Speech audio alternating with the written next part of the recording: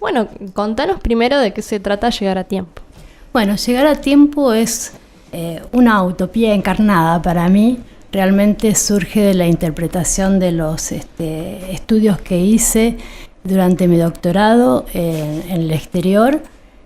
Fue la interpretación y realmente el sueño hecho realidad de haberlos extrapolado y aplicado a la promoción del neurodesarrollo, es decir, proteger y promover el buen desarrollo del cerebro del humano, siendo este el más vulnerable de todos, el niño, que es cuando comienza a desarrollarse el cerebro, desde el momento de la gestación y especialmente los primeros años de vida. Mi especialidad tiene que ver con la mielina, que como mucha gente sabe, le denomina es el cableado del cerebro. Ese cableado del cerebro a mí me suena como que lo están desestimando mucho, porque no es conocimiento popular que ese cableado es justamente lo que nos diferencia de todas las demás especies. Antes se creía que eran las cantidades de neuronas, que es justamente la célula funcional del sistema nervioso. Pero en realidad lo que nos diferencia de los demás humanos es ese cableado. Y ese cableado, la base se produce desde el momento del nacimiento hasta los 2 años de vida, siendo ese periodo el más vulnerable de todos. Pero lo interesante es que ese proceso de mielinización del cerebro se va a producir durante toda la infancia, la adolescencia y abarca hasta la 3ª década de vida. Es decir, que nuestros jóvenes estudiantes en la universidad también son cerebros que se están terminando de formar. Y ese cableado es fundamental para el correcto funcionamiento de las neuronas y tiene una relación de dependencia entre ellos. Es decir, si esas células que producen el cableado no funcionan bien, la neurona no puede funcionar bien. Y si hay algo que disturba, que agrede a la neurona, también eso se va a reflejar en un mal funcionamiento de ese cableado y por eso todas las funciones cerebrales están relacionadas. Es decir, que si hay un defecto a nivel emocional, se va a ver reflejado muy probablemente en otras áreas como las cognitivas, cuando uno generalmente no logra asociar esta interrelación que subyace entre lo emocional y lo cognitivo. De la misma manera, todo lo que hagamos a nivel cognitivo va a influenciar y regular la parte emocional. Uh-huh. Teniendo en cuenta todo esto que nos estás contando, desde el proyecto, ¿qué acciones se llevan adelante para promover un buen desarrollo del cerebro humano en estos años clave, que son los primeros años de vida de un ser humano? Lo que yo detecté ni bien llegada al país era que nuestras políticas estatales no abarcaban justamente el periodo más vulnerable donde se producen los cimientos, donde se van a fundamentar las demás capacidades del cerebro humano, que son estos 2 primeros años de vida. ¿Por qué? Porque si el niño logra sobrevivir en el parto, que hay muchas acciones aplicadas para prevenir la muerte infantil, materno-infantil, si logra sobrevivir, deja de ser una estadística para el Estado y vuelve a ser justamente una estadística cuando los abarca la educación. Entonces, y ahí, ¿cómo se detecta? Con problemas de aprendizaje, de conducta. Pero esos problemas que evidencian al momento escolar, de la escolarización, vienen producidos porque en el periodo más vulnerable están invisibilizados. Claro. Entonces, lo que ideamos conjuntamente con Vicente Fusco, en aquel momento cuando empezó este proyecto, secretario de Extensión y ahora está en la Secretaría de Vinculación, fue idear el proyecto. Yo le decía, yo sé lo que quiero hacer, pero soy científica, entonces lo quiero trasladar a lo social. Y con él comenzamos esta utopía de formar un equipo multidisciplinario, porque las acciones tienen que ser en muchos ámbitos, tienen que ser médicos, tienen que ser sociales, tienen que ser judiciales, tienen que ser educativos, y no solo en el niño, sino también en la familia, y también en nuestro país lo que sucede por esta falta de políticas estatales que protejan a los más vulnerables es que son los civiles los que cubren estas necesidades. Entonces, pero a los civiles les falta la formación profesional, el aporte profesional. Entonces conformamos un equipo multidisciplinario que abarca una gran cantidad de profesionales a los cuales coordino y dirijo, pero aportamos todos por igual, y nos asociamos a Fundawad, que es una asociación, y al comedor de la parroquia Fátima, que asiste a 145 niños, que también trabajan conjuntamente con Grávida, que asiste a las mamás adolescentes que han decidido llevar adelante su embarazo, y por ser ellas mismas niñas que aún no terminaron de desarrollarse, por lo que te estaba comentando, y que no tienen las capacidades todavía ni siquiera de cuidarse completamente a ellas mismas, carecen de las competencias para cuidar a sus bebés, con lo cual esos bebés son de por sí están en situación de vulnerabilidad y riesgo. Entonces, como Grávida asiste a las madres, nosotros generamos un espacio de juego donde realizamos acciones en el niño, al mismo tiempo que contenemos y ayudamos a las mamás, a las familias y a los voluntarios que justamente están trabajando con ellas. Bueno, antes de seguir con las preguntas, vamos a hacer una breve pausa y enseguida seguimos aquí con la doctora Emilce Sánchez en Sonido Urbano. Vamos a la pausa y las noticias. Desde Radio Universidad, Sonido Urbano. Sonidos para compartir. En el aire, Radio Universidad. LRJ 407. Emisora de la Universidad Nacional de San Luis. Ciudad de San Luis, República Argentina. Vecino, recuerde sacar los residuos entre las 19 y las 20 horas. Esto mejoraría la limpieza y el cuidado de nuestra ciudad. Municipalidad de San Luis. Gestión Enrique Ponce.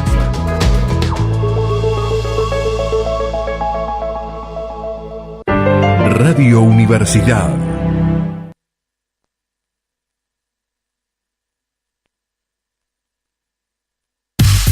En el aire, Radio Universidad, LRJ 407, emisora de la Universidad Nacional de San Luis, Ciudad de San Luis, República Argentina.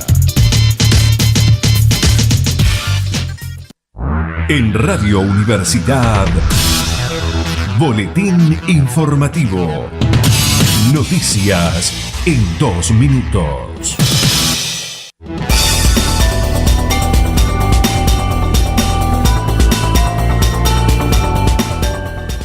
10 de la mañana, 34 minutos, 20 grados 8 décimos la temperatura actual, la humedad 50%, vientos del sector oeste a 11 kilómetros por hora, el cielo despejado en la ciudad de San Luis.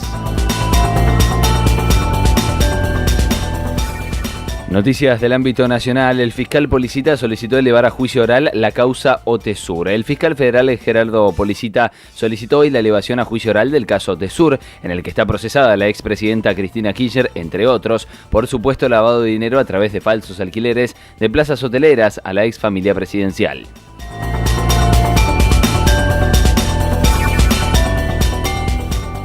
Más información del ámbito internacional. China, Beijing niega ciberataques en un nuevo choque con los Estados Unidos. China negó hoy las acusaciones estadounidenses de que llevó a cabo ciberataques para robar propiedad intelectual, lo que abre un nuevo capítulo de reproches mutuos durante la tregua de 90 días, iniciada para poner fin a la guerra comercial que mantienen ambos países.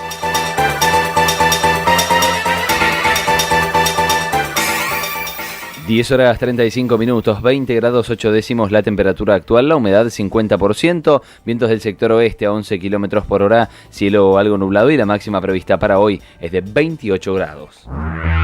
Hasta aquí, Boletín Informativo. Noticias en 2 minutos.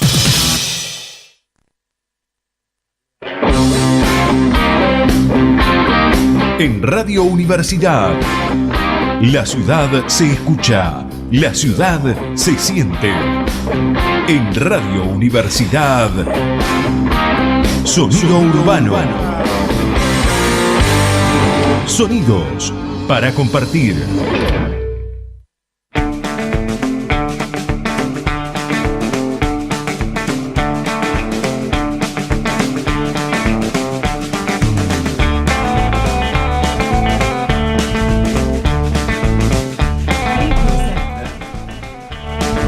Seguimos aquí en Sonido Urbano en Radio Universidad y seguimos con la doctora Emilce Sánchez, quien nos acompaña hoy para hablarnos sobre el proyecto de extensión Llegar a Tiempo. Priscila.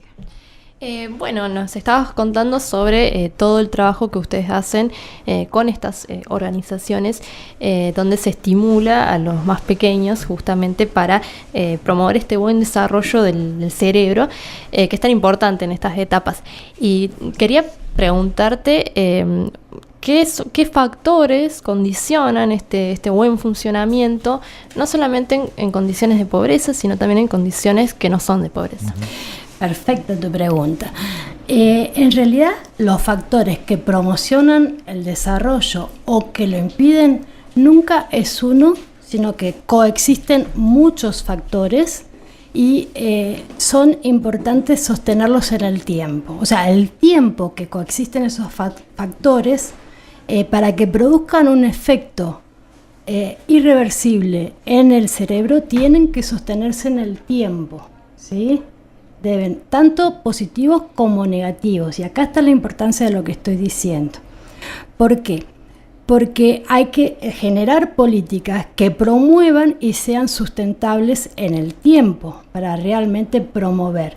Madre Teresa, que es una referente mundial de acciones sociales, ella lo visualizó sin tener ningún conocimiento neurocientífico. Ella decía que no basta hacer una gran obra, sino pequeñas obras con gran amor.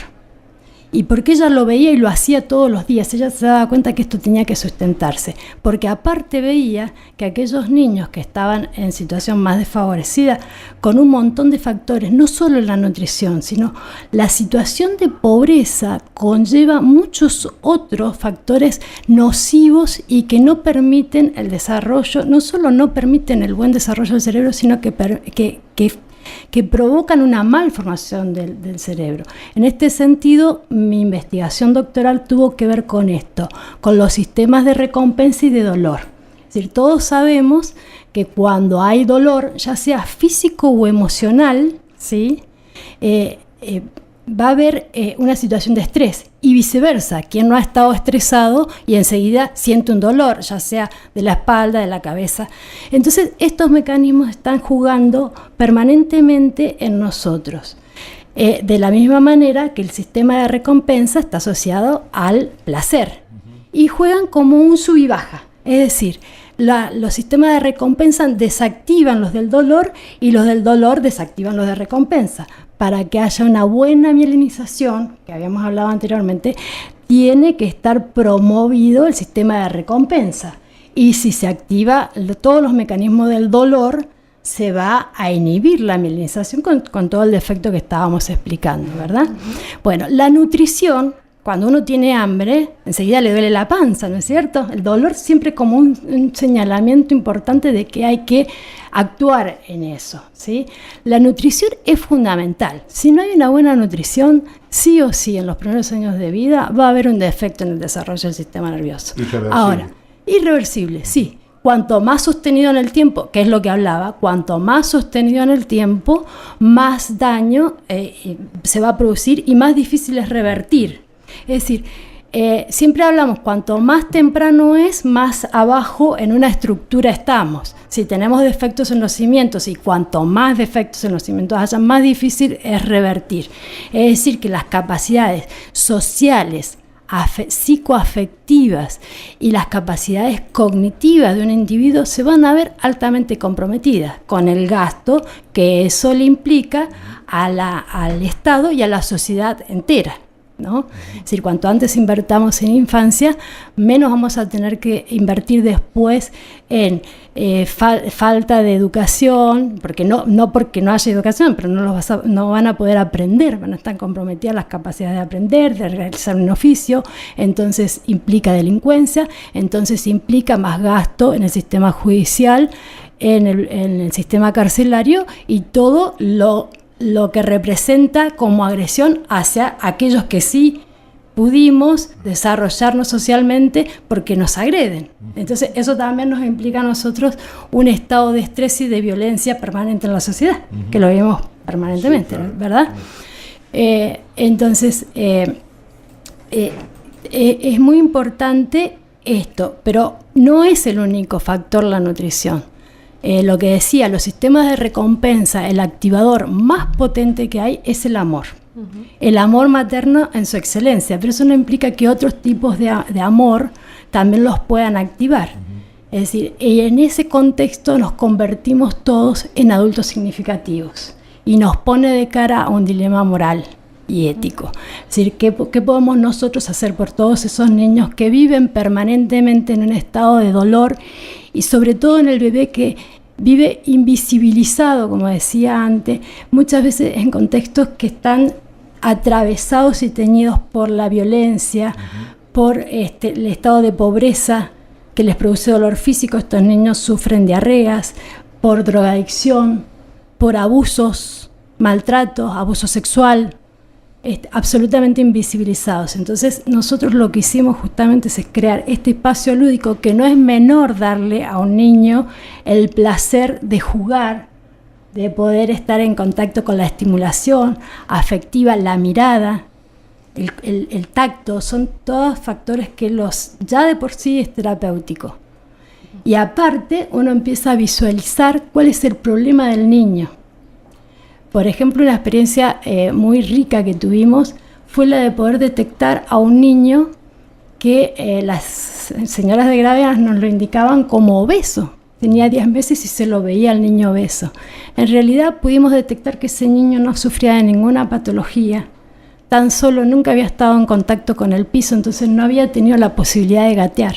Estaba gordo porque a la hora de poder comer, su madre no le había podido enseñar a comer, vivía a UPA tomando teta, ¿no? Entonces, el hecho de poder intervenir tanto en las señoras que contenían a la madre, como una intervención directa de nuestra psicóloga con la madre para enseñarle a dejarlo en el piso, porque no nos tenemos que olvidar que esta niña tenía 15 años, que aparte tenía toda una historia psicoafectiva, que estaba aferrada a su bebé, que quizás sea del único que recibía afecto, ¿no? Que ella se sentía querida y que tal vez ella quería darle toda la protección del mundo.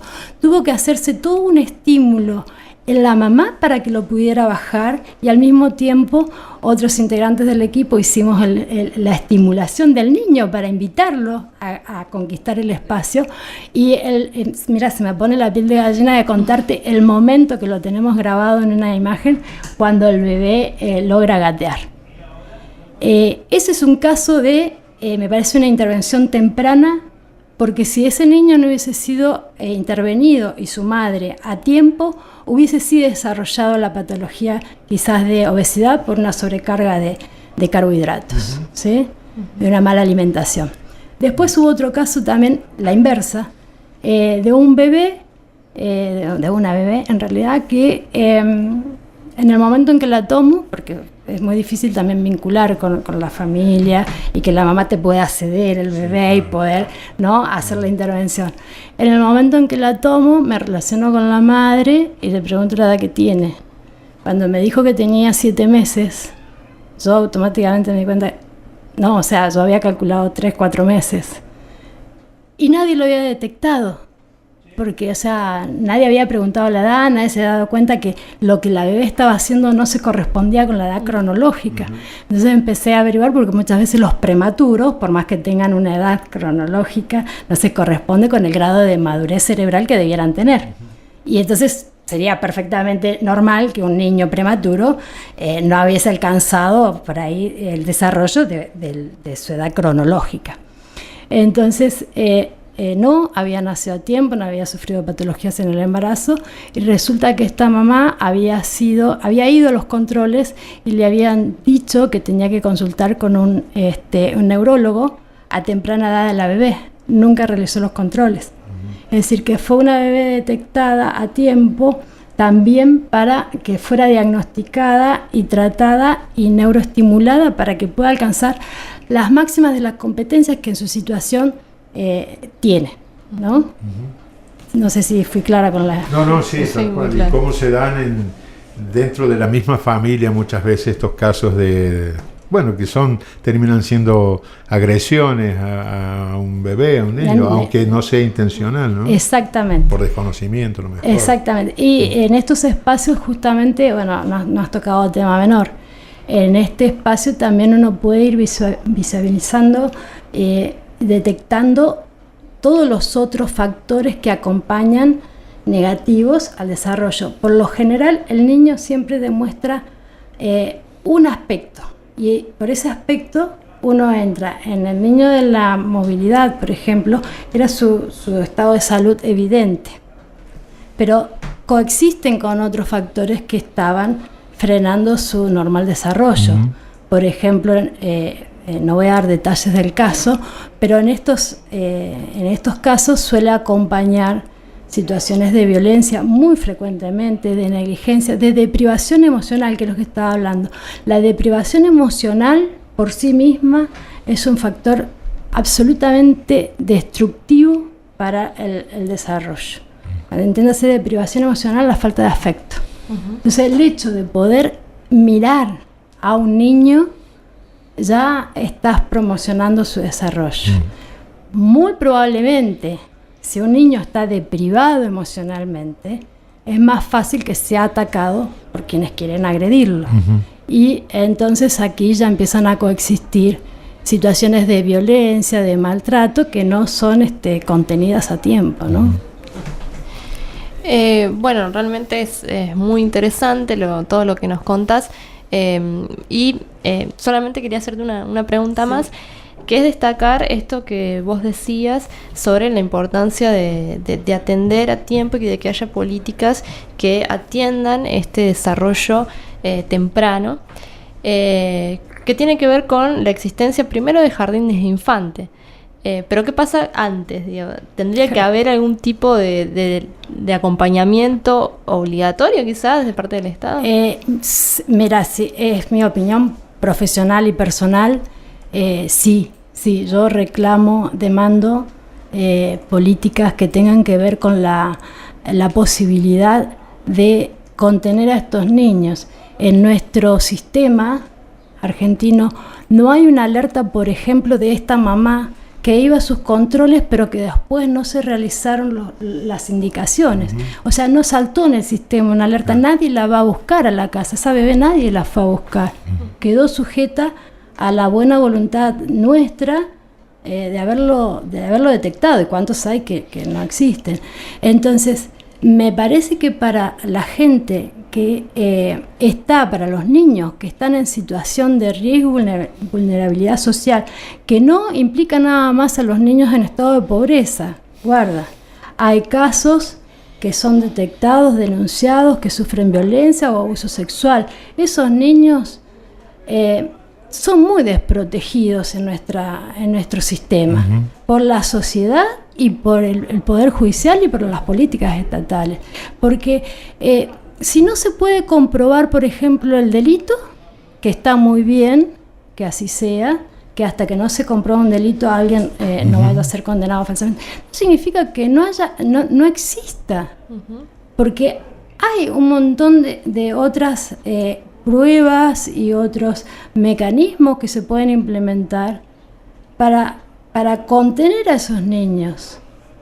no significa que si no existe el delito sea falsa la situación que vive. Claro, claro. ¿Se entiende? Sí, claro. Y entonces la justicia directamente dice, bueno, si no se puede probar el delito, el niño queda expuesto a sufrir hasta que no haya alguna evidencia contundente, que no la queremos.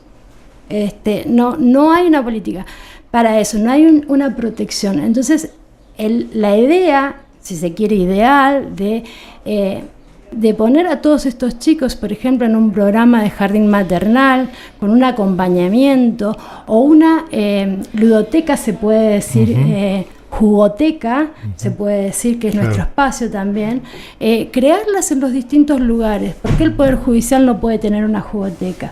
O, por ejemplo, el caso de los desnutridos. El caso de los desnutridos es sumamente cruel.